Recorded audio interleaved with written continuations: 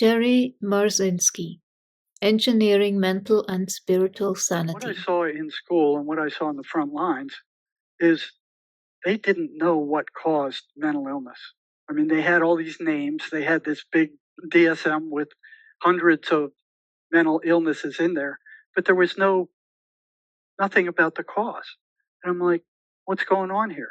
You have all this schooling. I mean, I've been graduated with a BA in psychology and Temple University, a master's degree in counseling from University of Georgia, and spent 2 years in a PhD program.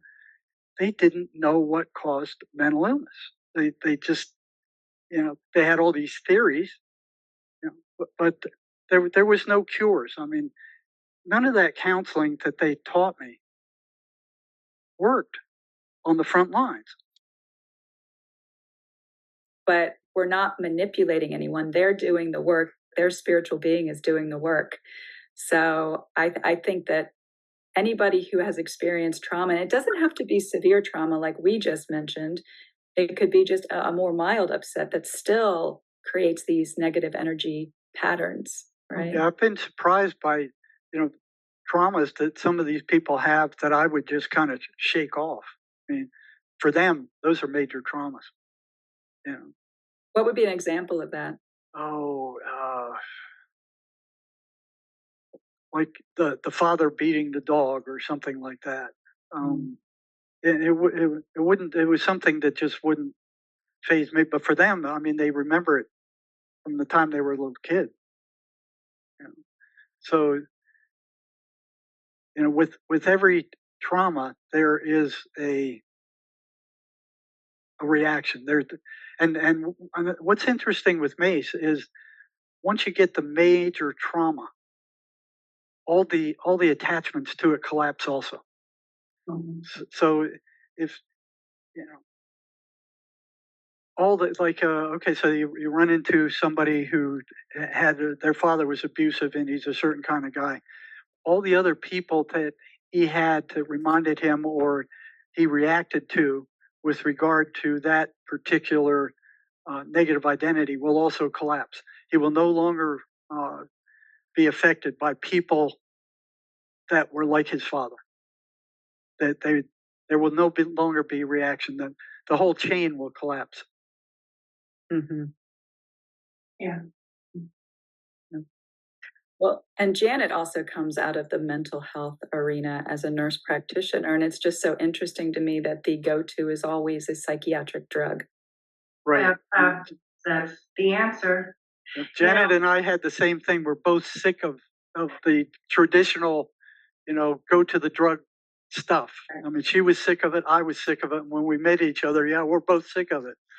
Yeah. I feel like we're, in a sense, whistleblowers. Because we saw firsthand it didn't work. It didn't work at all, and often it made them worse. Yeah. Medication, and then we're adding meds on top of meds to prevent side effects from the meds. It's insane, and most of us know family members who are on just an incredible amount of meds. So imagine these people coming into your office and they're on 10 meds. How do we know it's not the meds causing their mental health? And I've seen that. It's like blood pressure medication side effect. And if you read your side effects, it's depression. So if you're taking blood pressure medication and now you're depressed, it's probably your medication, So anyways, I'm so grateful that we're doing this because America needs to hear about MACE. We need to get the word out. It's new to us, but it's been around a long time. So I'm grateful we're getting together and getting the word out. There's hope. Yeah, and psychiatry and psychology aren't going to want anything to do with this. As a matter of fact, the MACE people took this to one of the universities and said you should be teaching this in your colleges instead of the garbage that you're teaching, and they demonstrated how well it worked. They said, well, we'll take it if you give us the patent. And MACE went, no, we're not going to give you the patent. So they took it to the legislature in Australia. They showed the legislature how well it worked and said, this should be used with veterans and in the mental health centers instead of this stuff that you're using that doesn't work. They just blew it off. So, so the pharmaceutical industry is making $14.7 billion a year selling antipsychotic drugs, and another 14.7 billion. This is billion selling antidepressant drugs.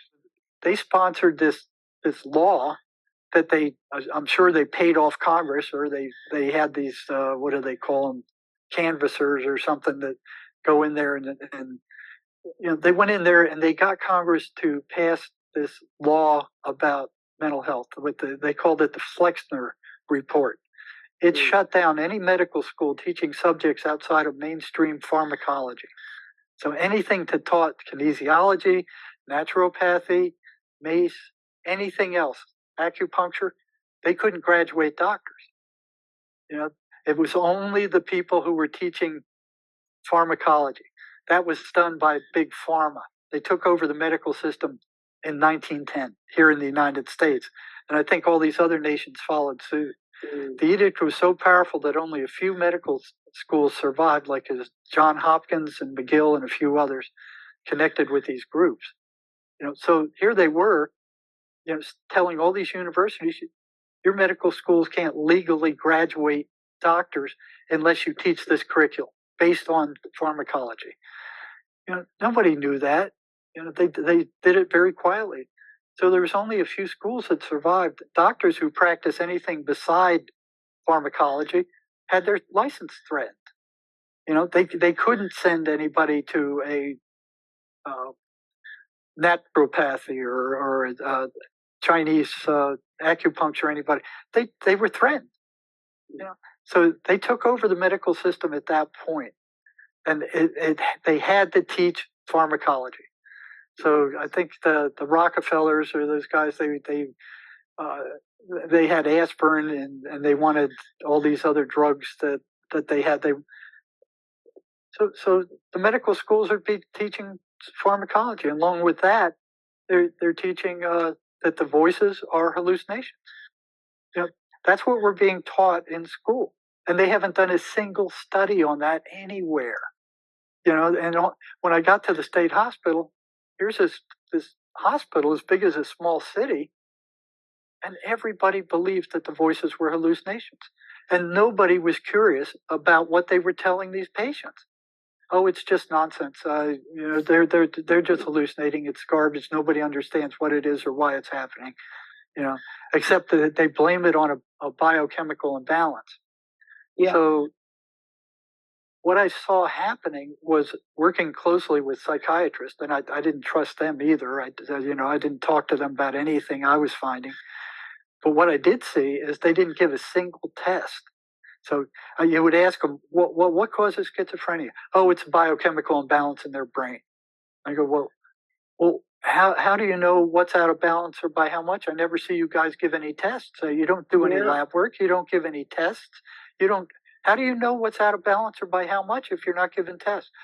Oh, the pharma companies tell us. They give us all these graphs and say these drugs are they balance this stuff. I said, you got to be kidding! That I'm thinking like that's letting the fox in the hen house. What are you people thinking? So they would just look at behaviors, like certain behaviors, and therefore that behavior would indicate this imbalance. Right. So and then they'd go, there wasn't any test to give for whatever. All these diagnoses were made up. There's not a single test for a single one of those diagnoses in the DSM. That started off with, I think, 91. Now it's up to 297, increasing every year. So they make these things up in these forums they have once every few years, where a bunch of psychiatrists get together, and I heard it described as like a tobacco barn, where the guy comes in, he goes, "Hey, I got a new psychiatric illness, and this is the symptoms, and and this is blah, blah, blah." And the 2/3 of the psychiatrists in that meeting are connected with the big pharma. So they go, well, which one of these can we make money off of? What kind of drug can we formulate maybe to treat this thing? So it's all a big scam. That DSM is just a joke. Like I think I got something about it here. Yeah, here it is. It says one of the biggest frauds perpetuated on the public by the psychiatric mafia and their puppet masters is the DSM, or the Diagnostic or Statistical Manual of Mental Illness.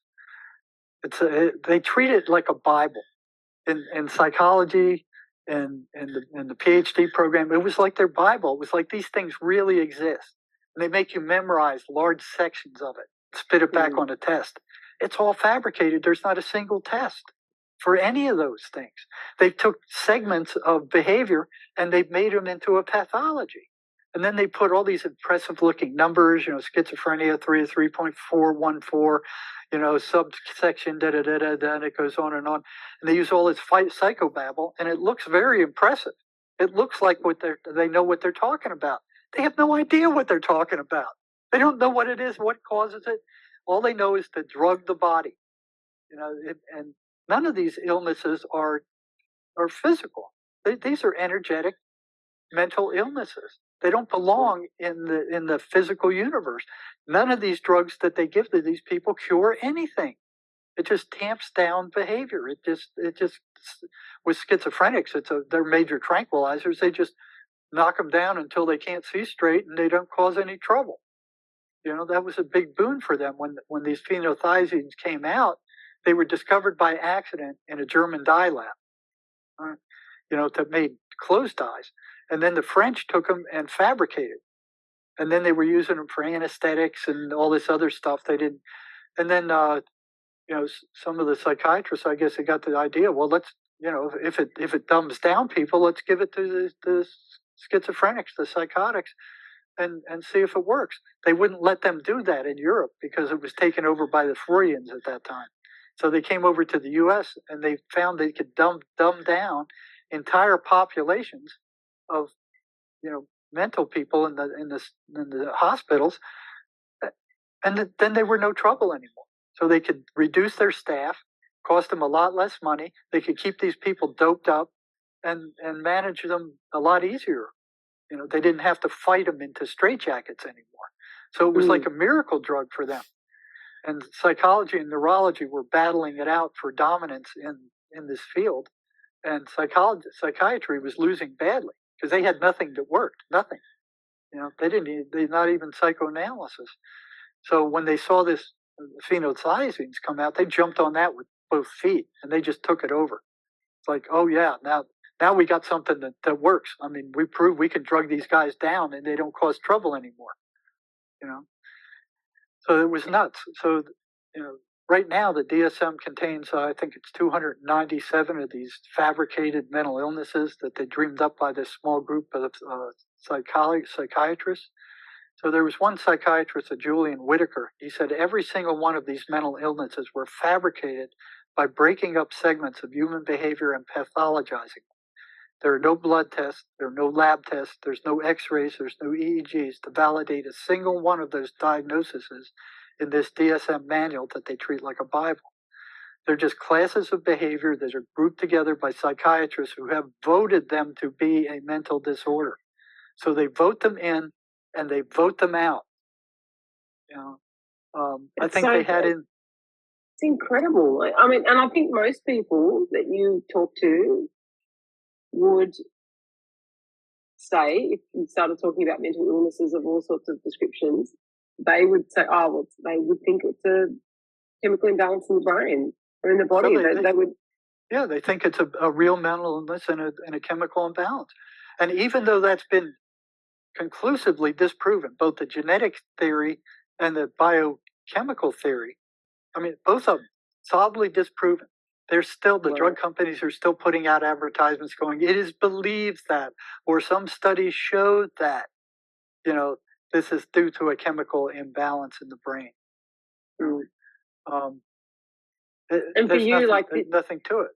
What do you feel from your time with within these places and this work? Like, do you feel that it's more caused towards trauma or the experiences that the people have had?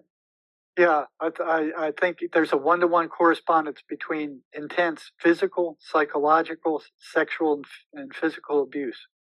And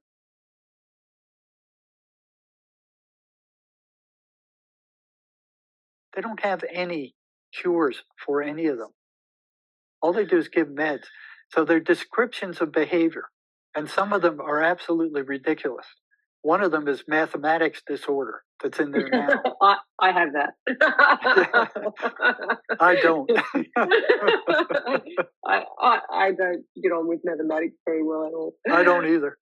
Oh. So I don't know what that's all about. If it's accusing you of not getting along with mathematics, I got it too.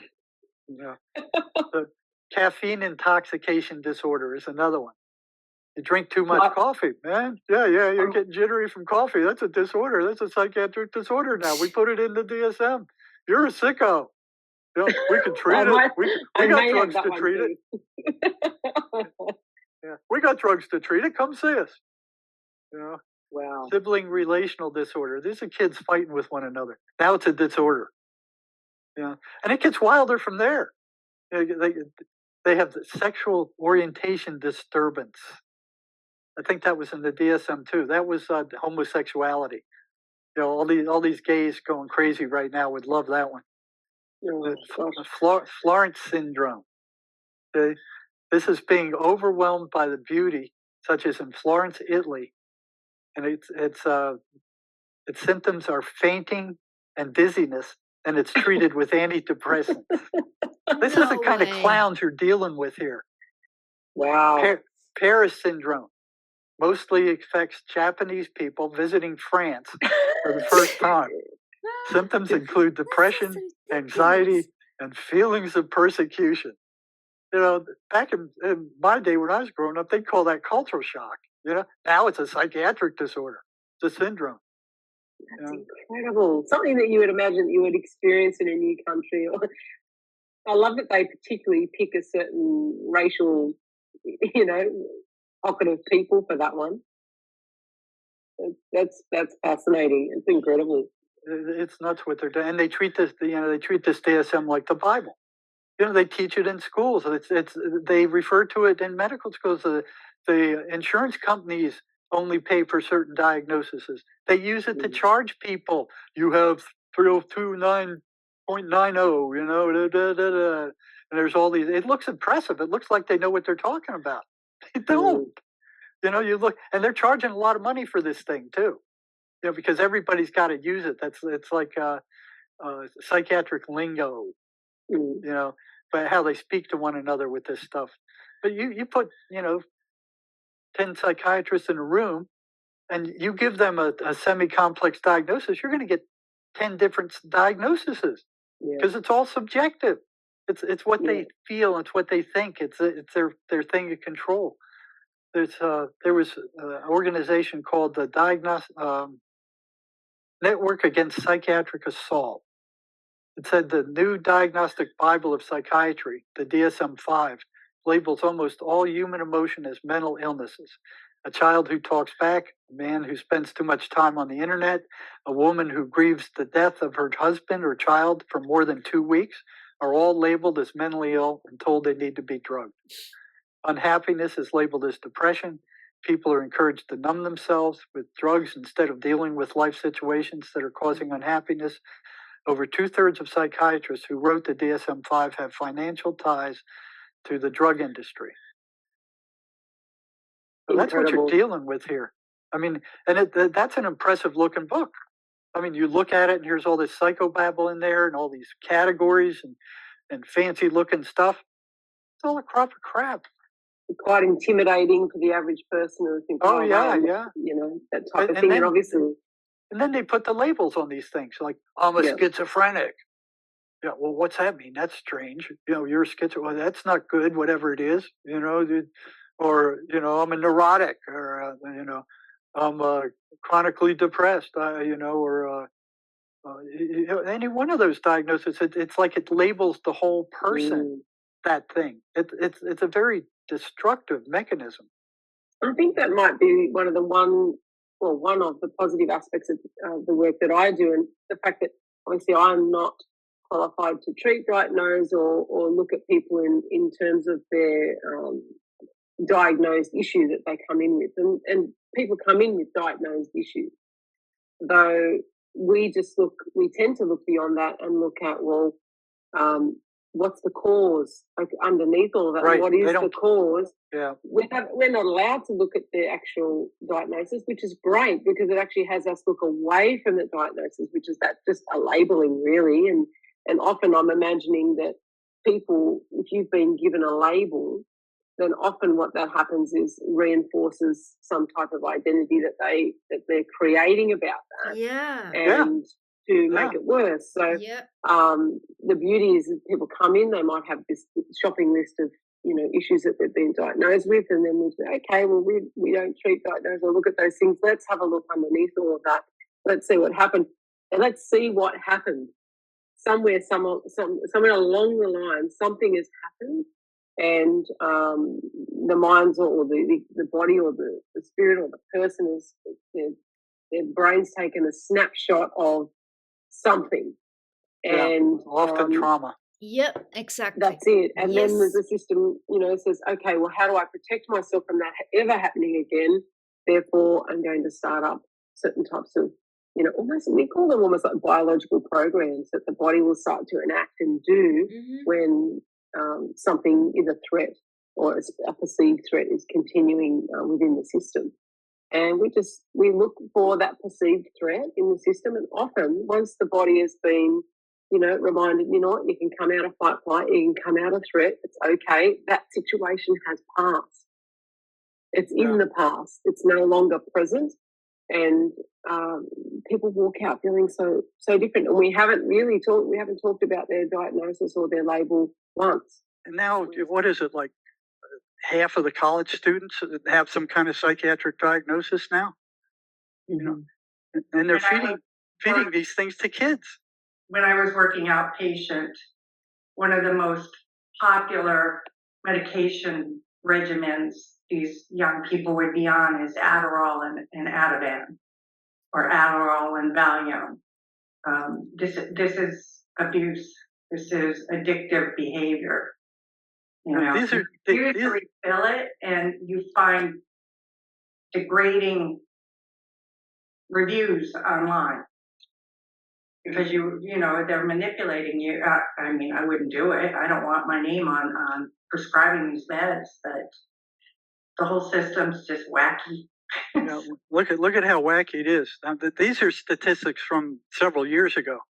And at that time, it was more than 7.2 million kids are on psychiatric drugs. This was 10 years ago. It's probably 10 times that now.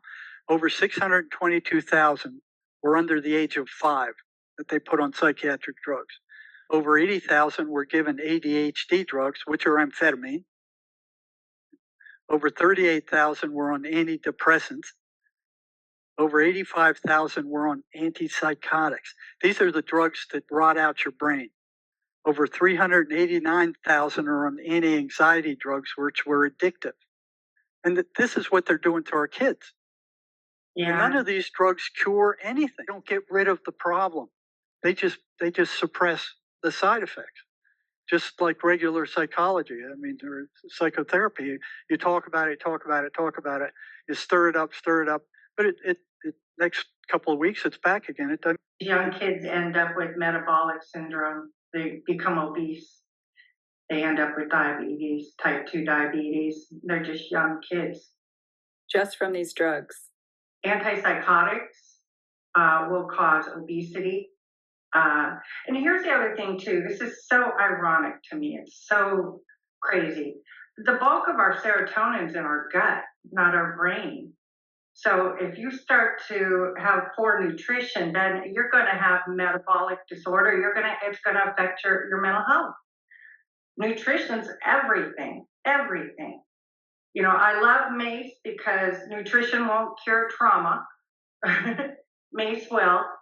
They go hand in hand. I treat everybody I talk with, everyone I work with. It's a double regimen. We clear the trauma, but you need to educate them on how they're eating. Yes. Or we're poisoning ourselves. Yeah.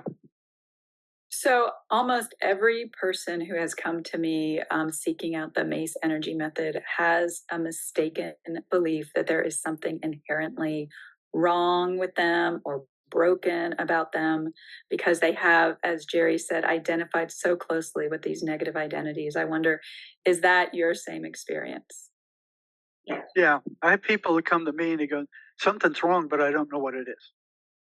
I don't know how many people I've had that they come and they go, something's not right. I just don't know what it is. You know, MACE finds it. One of the most interesting things for me is I'll have a client show up almost looking manic, looking like pretty severe ADHD symptoms, talking fast, like they're trying to be heard and validated, and you kind of just have to. By the end of the session, you can even see all of that energy, negative energy is gone even from their face. It's like they're calm. I worked with one woman, and I've seen her now for a couple of sessions. She has severe trauma, and I couldn't get her to slow down to even listen when I first started working with her. Now, if you look at the symptoms of trauma, it can resemble ADHD and mania. It looks the same. Yeah. I ran into the same thing a bunch of times.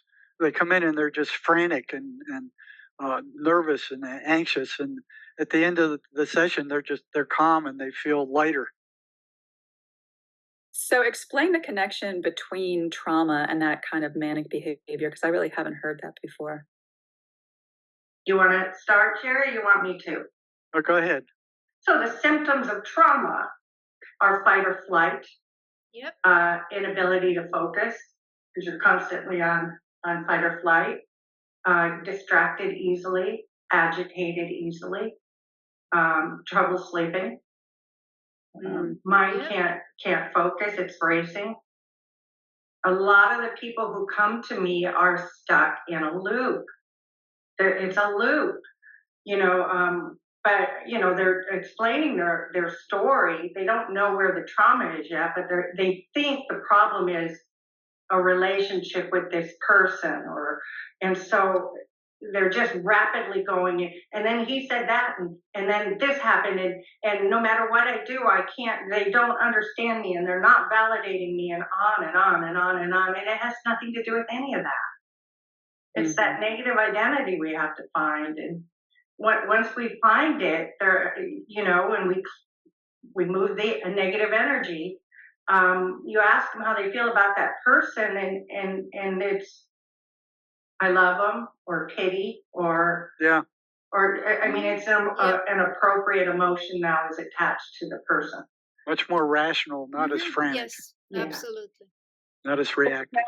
And it makes me think if so many of these children being put on Adderall and all the ADHD, because schooling is traumatic. I've written 3 books to empower parents to, take their kids out of these schools that are just trauma-based learning. And and I know Meg also has worked with a lot of children with a lot of success. Do you want to talk about that, Meg? Sure. So we start off with our kids in an equine assisted therapy center. They bring their kids to us because usually horses are their last option. Therapy hasn't worked, talk therapy hasn't worked. And so we do use the horses because they are very in tune. When their insides don't match their insides, what they're saying out of their mouth is not what's really going on the inside.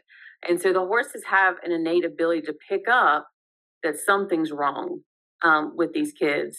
And so a lot of these kids are in fight or flight, which helps because now they're in wide open spaces with the animals. But some of them are actually worse than that. They're in shutdown freeze mode and there's nobody home. And it's interesting, the horses will come up and push them and really nudge them and try to like make them move and do something.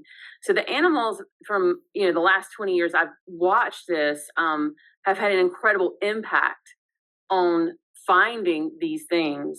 But at the end of the day, we can make them feel good and we can work on regulating them for an hour, and then they go back home, right, into the environment and the triggers that started this. And then they're back the next week and we work on regulation again, and we just get stuck in a cycle. So I love the fact that MACE is so simple that kids can do this. It's the adults that get tripped up, right? We make it complicated. But the kids already have a great imagination. And so they're great at storytelling already. And so they're open to play in this game. I think most kids are usually pretty fast disc creators of the trauma, of the issues. Within a session or two, we've got different kids. And I've seen it because the horses respond differently. It's night and day. It's almost amazing. They can sense it. Just like you say, they can sense it. It's a spirit being. It's a spirit being to a spirit being, right? Yes, yes. And it's on a very deep connection level. So I love the fact that I can weave that MACE in and out.